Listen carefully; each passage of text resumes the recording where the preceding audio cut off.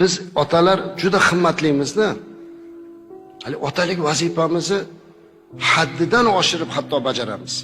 Bolamizni o'qitamiz, voyaga yetkazamiz, kiyintiramiz, to'yini qilib beramiz, hamma yo'g'ini qilib beramiz. Hattoki ayoliga beradigan mahrni ham qo'liga ushatib qo'yamiz. "Ma bolam mahr, mana berdi." Shu mahrni hech bo'lmasa kuyov to'ra o'zi topishsin. Chunki bu uning burchida. Harakat qilsin, nima qilib bo'lsa ham qilsin.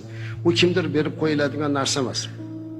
Payg'ambarimiz alayhisolatu vassalamni oldilariga Hazrati Ali karramallohu vajhahu qizlari Fatima onamizni so'rab kelganlar.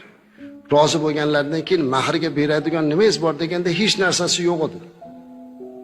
Mahr shu darajada ahamiyatli ediki, Payg'ambarimiz alayhisalom bo'pti mahr bermay qo'yavering demadilar.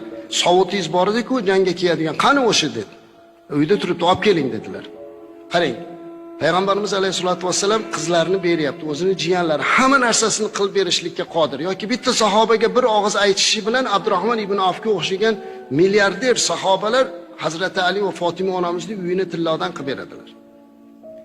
Lekin Rasulimiz alayhisolatu vassalam erkakni, kuyovning g'ururini saqladilar. Haligini olib kelib turib, aytdilarki, Alini mana bu kiyimini kim qanchaga sotib oladi, mana bu sovutni dedilar. Biri u dedi, biri bu dedi, eng qimmat narxga Hazrati Usmon radhiyallohu anhu sotib oldilar. Haligi sotib olinganda olib, mablag'ini Payg'ambarimiz alayhisolom bir nechta qismga bo'lib, mana bunga qizimga mahr berasan, mana bunga to'y o'tkazasan, mana bunga atir, upa, bu narsalar, sarpolar olasan deb bo'lib berdilar. Ba'zida shunaqalarni ko'rib qolyapmiz. Ularga men hammalariga rahmat aytaman. Bu himmat uchun. Mana hozir kambag'allarni uylab qo'yishyapti. O'zlari qiynalib turganlarni to'yini o'tkazib beryapti. Bu juda ham katta narsa. Meni bitta to'yga taklif qilishdi, kelib aytdiki, juda o'ta kambag'al faqir oila ekan, shuni biz yonimizdan dedi, to'yini qilib shu kelinni olib beryapmiz. Hamma narsasini biz o'tkazyapmiz dedi.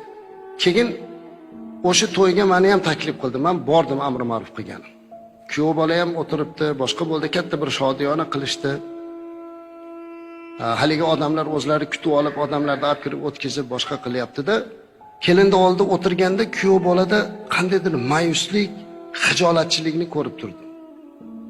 Men keyin bu yoqqa chiqib hamma yo'q bo'lgandan keyin o'shani tashkilotchisiga aytdimki, hozir sizlar buni shu to'ylarini sizlar o'tkazib berayotganinglarda hamma bildimi? Ha, hamma bildi. Ha, uni orasida duo ham olishdi. Falonchining haqqiga duo qilaylik, shu to'yda o'tkazib berdi deb mendan duo ham oldi.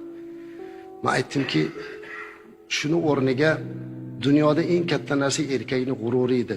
Shunga ketadigan sarf xarajatni qorong'ida hech kimga bildirmasdan kuyovni qo'liga berib ketmabsizlar-da.